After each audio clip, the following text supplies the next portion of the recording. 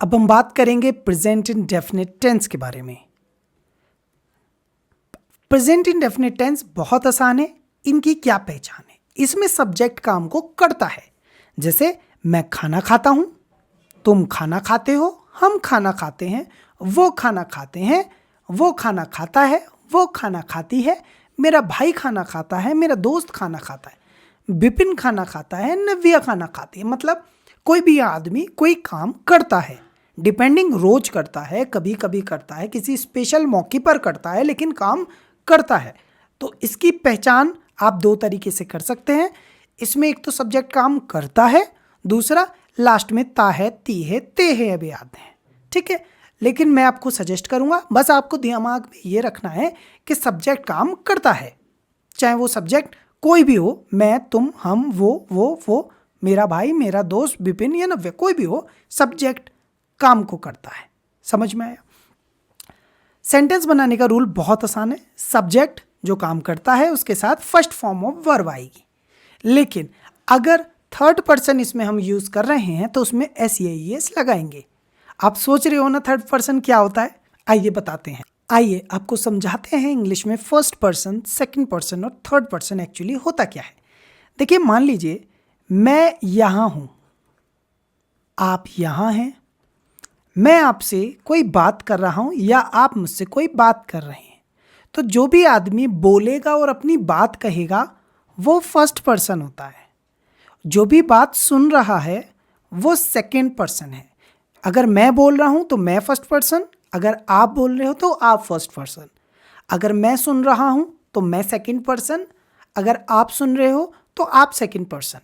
लेकिन अगर हम किसी और के बारे में बात करते हैं तो वो होता है थर्ड पर्सन। अब समझने का आसान सा तरीका, मैं बोलता हूं तो मैं को इंग्लिश में बोला जाता है आई, तो आई जो होता है वो फर्स्ट पर्सन होता है। मैं आपको समझा रहा हूं आप, तुमको समझा रहा हूं तुम, तो मैं आपको अगर बात कर रहा हूं तो इंग्लिश में आप या तुम को बोलते हैं यू, तो यू होता है सेकंड पर्सन। अब थर्ड पर्सन अगर वो लड़का है तो वो होगा ही, लड़की है तो वो होगा शी। तो ही और शी जो है वो थर्ड पर्सन होता है।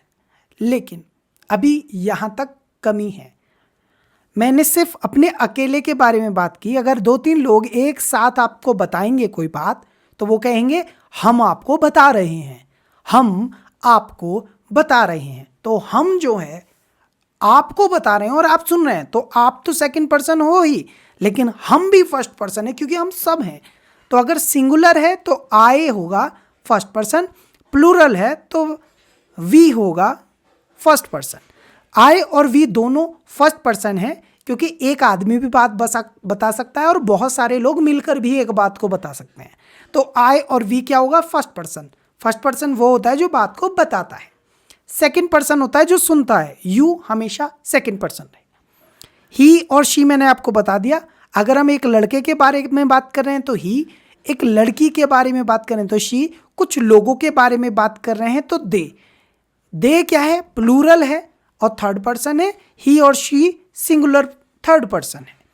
इट भी थर्ड पर्सन के लिए यूज किया जाता है क्योंकि अगर कोई जानवर वगैरह है जिसका जेंडर नहीं पता तो उसके लिए हम इट का यूज करते हैं। तो अगर हम किसी और के बारे में बात कर रहे हैं जैसे इट, वो थर्ड पर्सन अपने आप बन जाएगा। आप सीख चुके हैं कि थर्ड पर्सन होता कौन है। ही, शी, इट, दे, ये सब थर्ड पर्सन होते हैं। लेकिन सिर्फ और सिर्फ ही और शी के साथ ही इसमें एस लगाएंगे, दे के साथ नहीं लगाएंगे। ठीक है, समझ में आया? Okay, let's get started. अब हमें सेंटेंस ट्रांसलेट करने हैं। ठीक है, आइए। मैं खाना खाता हूं। मैं क्या होता है? आई। मैं खाना खाता हूं। तो आप खाना जो है क्या करते हो वो बाद में ध्यान से समझिएगा। एक्शन क्या है? खाता हूं, तो खाने को बोलते हैं ईट। आई जो है फर्स्ट पर्सन है तो आई ईट फूड। सिंपल सा सेंटेंस बना, आई ईट फूड। मैं खाना खाता हूं, आई ईट फूड। सिंपल। तुम खाना खाते हो, तुम खाना खाते हो, तुमको क्या बोलते हैं? यू। खाना खाने को क्या बोलते हैं? ईट। खाने को क्या बोलते हैं? फूड। You eat food. हम खाना खाते हैं, हम को बोलते हैं वी। खाने को आपको पता है क्या बोलते हैं? ईट। और खाने को बोलते हैं फूड। ये खाना अलग है, दोनों खाने अलग हैं। एक खाना फूड की बात कर रहे हैं जो कि चीज है, और एक खाना खाने की बात कर रहे हैं जो कि एक्शन है। वो खाना खाते हैं, तो वो लोग मतलब दे ईट फूड। वो खाना खाते हैं, दे ईट फूड। इसमें कोई प्रॉब्लम किसी को भी नहीं होगी। अब बात करेंगे हम जब थर्ड पर्सन के बारे में बात करें, जैसे वो खाना खाता है, वो एक लड़का है जिसका नाम नहीं पता तो हम उसमें यूज करेंगे ही। वो खाना खाता है, ही। खाने को क्या बोलेंगे? ईट। लेकिन बेटा मैंने आपको बताया थर्ड पर्सन के साथ एस या ई एस लगता है, तो ईट में लगेगा एस, ईट। फिर कंफ्यूज हो गए कि एस या ई एस कहाँ लगता है। आइए आपको हम ये भी समझाते हैं। तो स्टूडेंट्स, अब हम लोग सीखेंगे कि एस या E S rule present indefinite में लगता कैसे है। देखिए, वैसे तो आप सभी वर्ब्स के साथ एस को ऐड कर सकते हैं, लेकिन कुछ वर्ब्स ऐसी हैं जिसमें एस हम यूज़ नहीं करेंगे, इसकी जगह हम ई एस करेंगे। तो पहले मैं आपको बताता हूँ एस किस में करेंगे। कोई भी नॉर्मल वर्ड है उसमें आप एस यूज़ करेंगे, जैसे प्ले। तो जब हमें प्ले को बोलना है ही प्लेज, तो हम इसमें सिर्फ एस लगाकर काम चला सकते हैं। अगर ईट है और हमें बोलना है ही ईट्स, तो हम इसमें भी सिर्फ और सिर्फ एस लगाकर काम चला सकते हैं।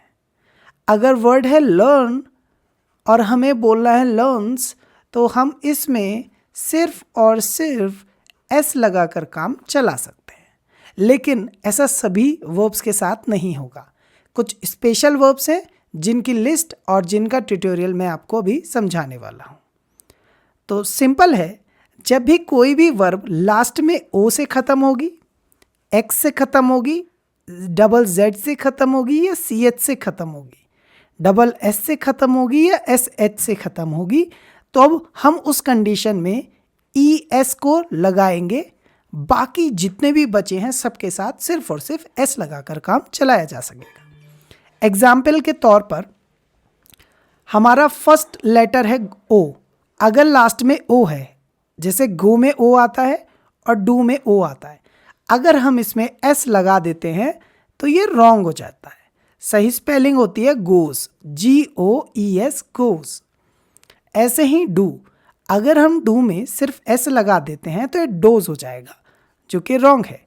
इसमें लगाना है हमें ES, क्योंकि इसके लास्ट में ओ आ रहा है। तो जब भी किसी वर्ब के लास्ट लेटर में ओ आता है तो हम उस कंडीशन में ES लगाते हैं, एस नहीं। सिमिलरली अगर X, डबल Z, CH आए तो भी आप एस नहीं लगाएंगे, उस कंडीशन में भी आप ES लगाएंगे। जैसे फिक्स, जैसे बज, जैसे कैच। अब आप अगर इन एग्जाम्पल्स को देखेंगे तो आपको साफ साफ दिख रहा है, इसके लास्ट में X आ रहा है, इसमें डबल Z आ रहा है, इसमें CH आ रहा है। तो ऐसे जितने भी वर्ड्स हैं इनके लास्ट में हम S नहीं लगाएंगे। जैसे अगर हम इसे फिक्स लिखते हैं तो ये गलत हो जाएगा। हमें इसे लिखना है फिक्सेस, फिक्स इज। इसमें हमें ES लगाना है, S नहीं, क्योंकि इसके लास्ट में X आया है। नेक्स्ट वर्ड है बज।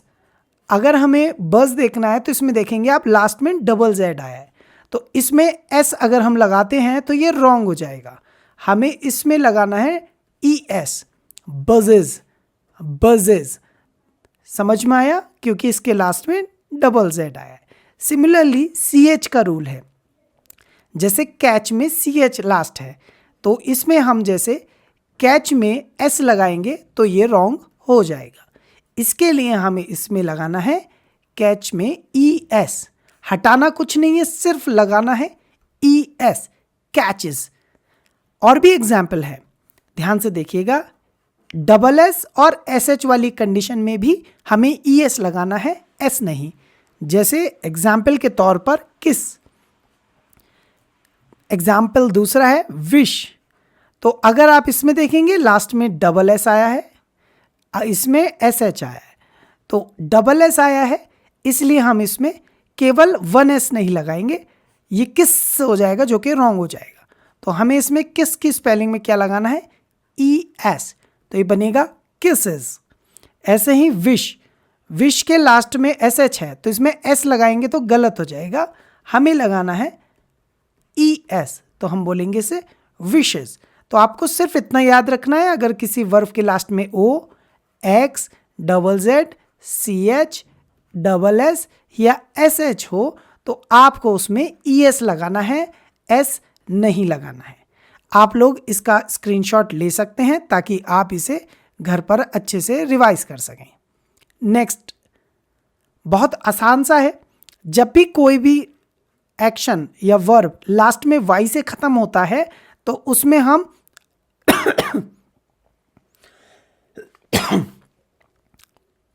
उसमें हम ई एस नहीं लगा सकते डायरेक्ट।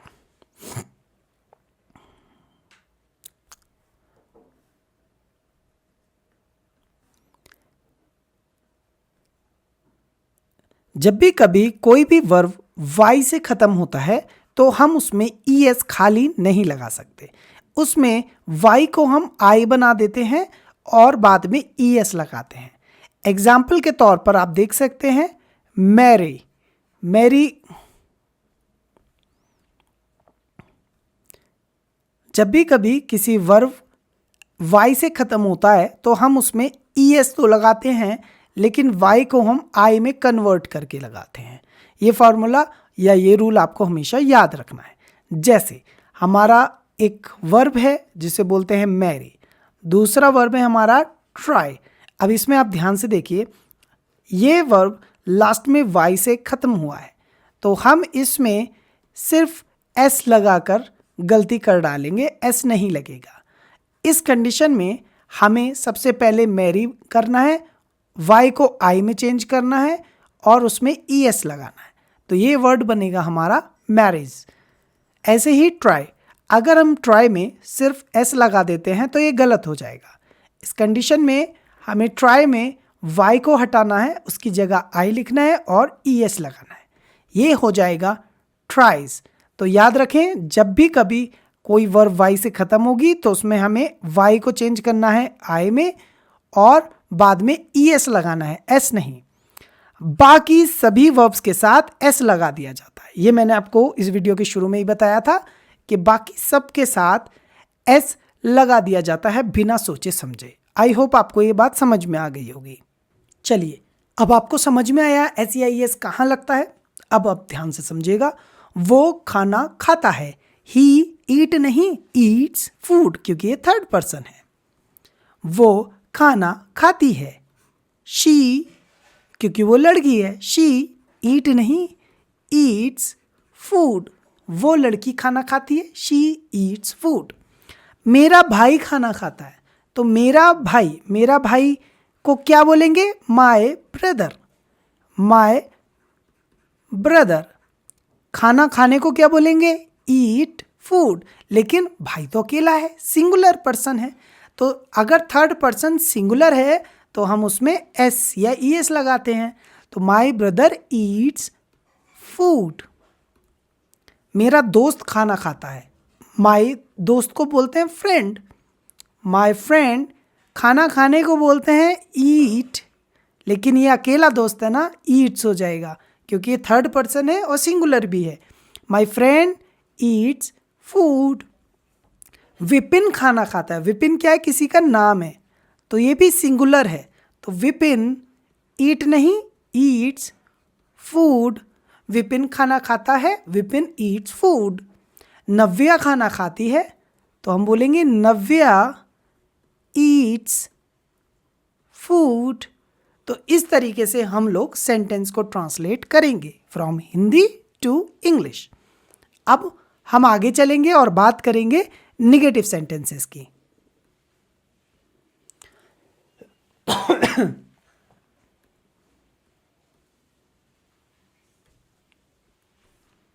निगेटिव सेंटेंस भी सेम होते हैं, लेकिन वो कहते हैं कि मैं काम नहीं करता। निगेटिव का मतलब क्या होता है कि वो सब्जेक्ट जो है वो काम नहीं करता।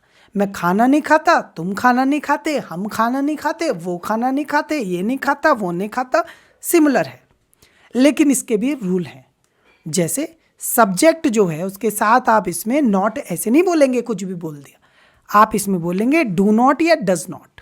अब ध्यान से देखिए, डू नॉट यूज होगा प्लूरल के लिए और डज नॉट होगा थर्ड पर्सन सिंगुलर के लिए। किसके लिए?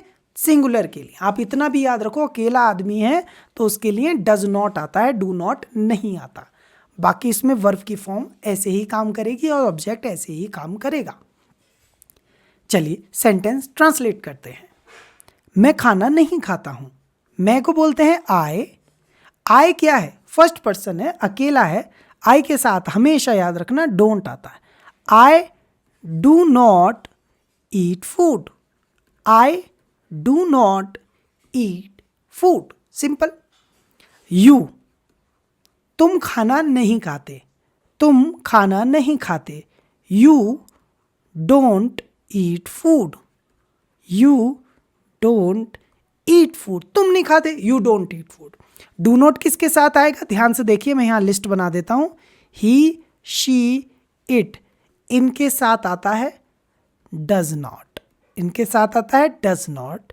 और आई, वी, यू, दे, इन सब के साथ आता है डू नॉट। क्या आता है? Do not. तो सिंपल हो गया। अब हम खाना नहीं खाते तो वी के साथ क्या आता है? Do not. तो वी डोंट ईट फूड। आप इसे डू नॉट भी बोल सकते हैं, डोंट भी। देखिए, डू नॉट भी बोल सकते हैं या फिर आप इसे डोंट भी बोल सकते हैं, दोनों एक ही बात होती है। वो खाना नहीं खाते तो वो लोग कौन होते हैं? They don't eat food. They don't eat food. वो लोग खाना नहीं खाते, they don't eat food. Next, वो खाना नहीं खाता। अब इस सेंटेंस से पता चलता है कि वो अकेला है, एक लड़का है, ही। तो ही के साथ डज नॉट आता है। तो he does not eat food. He does not eat food. अब इसमें आपने सोचा होगा ईट्स क्यों नहीं आया जैसे पहले आ रहा था। अब इसलिए नहीं आ रहा क्योंकि वो जो ईएस था वो इसमें लग गया है, डू में, इसलिए नहीं आ रहा। ठीक है। वो खाना नहीं खाती। अब इस सेंटेंस से पता चलता है कि वो एक लड़की है, तो वो लड़की खाना नहीं खाती तो लड़की को इंग्लिश में बोलते हैं she. She does not eat food. She does not eat food. Simple. अब अगर हम किसी और सेंटेंस के बारे में बात करें, मेरा भाई खाना नहीं खाता है तो मेरा भाई कौन होता है? My brother. My brother. तो सिंगुलर, कोई भी इंसान अकेला हो, सिंगुलर हो तो उसमें एस या ई एस लगता है। तो ध्यान से समझिएगा। तो इसमें हम डू नॉट नहीं बोलेंगे, डज बोलेंगे, डज नॉट, क्योंकि ये सिंगुलर है। ठीक है। My brother does not eat food. My brother does not eat food. मेरा दोस्त खाना नहीं खाता। अब मेरे दोस्त होते तो बात अलग थी, लेकिन यहाँ है मेरा दोस्त। मेरा दोस्त होता है अकेला, तो हम इसमें बोलेंगे माय फ्रेंड। अगर फ्रेंड्स होता तो डोंट आता, लेकिन यहाँ सिर्फ और सिर्फ फ्रेंड है तो इसलिए यहाँ पर आएगा does not. My friend does not eat food. My friend does not eat food. अगर यहाँ पर फ्रेंड्स होता तो हम इसमें डू नॉट बोलते। विपिन खाना नहीं खाता तो विपिन डू नॉट और डज नॉट बताइए guys. Vipin does not eat food. Vipin does not eat food. इसमें हमने डज नॉट इसलिए यूज किया क्योंकि विपिन अकेला है। सिंगुलर के लिए डज नॉट आता है, प्लूरल के लिए डू नॉट आता है। नेक्स्ट है नव्या खाना नहीं खाती। नव्या भी अकेली लड़की है ना, तो उसके लिए हम बोलेंगे Navya does not eat food. Navya does not eat food. तो आपने सीखा यहाँ पर कि निगेटिव सेंटेंस कैसे बनते हैं। आप इसका स्क्रीनशॉट भी ले सकते हैं ताकि आपको ये सब याद रहे। अब हम सीखने वाले हैं one of the hardest things सीखने की, इंटेरोगेटिव सेंटेंसेस। इसमें बच्चे बड़े परेशान हो जाते हैं। इसमें क्या होता है, क्वेश्चन पूछा जाता है, क्या तुम खाना खाते हो? मतलब इसमें सब्जेक्ट से पूछा जाता है, क्या ये सब्जेक्ट ऐसा करता है। पहचान बहुत आसान है, पूछा जा रहा है कि सब्जेक्ट ऐसा करता है या नहीं। क्या मैं खाना खाता हूँ? क्या तुम खाना खाते हो? क्या हम खाना खाते हैं? क्या वो खाना खाते हैं? क्या वो खाना खाती है? क्या वो लड़का खाना खाता है? क्या मेरा भाई खाना खाता है? मतलब हम सिर्फ ये पूछते हैं कि क्या सब्जेक्ट ये काम करता है। ठीक है, देखिए कितना आसान है। इसका रूल बहुत आसान होता है। आपको इसमें अगर क्वेश्चन है तो क्वेश्चन वर्ड सबसे पहले आएगा। क्वेश्चन वर्ड जैसे कौन, कहाँ, कैसे, कब। लेकिन हम उसे बाद की सीरीज में सीखेंगे जो हार्ड लेवल पर पहुंचे। हम अभी आसान सी चीज़ सीखेंगे। तो यहाँ पर हम यहाँ से सीखेंगे। डू या डज का आपको कॉन्सेप्ट समझ में आ गया होगा। जो भी सिंगुलर है उसके साथ यूज़ किया जाता है डज, जो भी प्लूरल है उसके साथ यूज़ किया जाता है डू। सिंपल। डज या डू सब्जेक्ट वर्ब की फर्स्ट फॉर्म और ऑब्जेक्ट। ये बहुत आसान सा पैटर्न है, ध्यान से देखिएगा। क्या मैं खाना खाता हूं, तो क्या के लिए क्या आएगा, डू या डज। अब बताओ मैं क्या होता है, आई। तो आई तो अकेला है ना, तो लेकिन अकेले के लिए यहां पर आई के साथ डज नहीं आता, डू ही आता है हमेशा। आई बड़ा कंफ्यूजिंग है, कभी कभी परेशान करता है।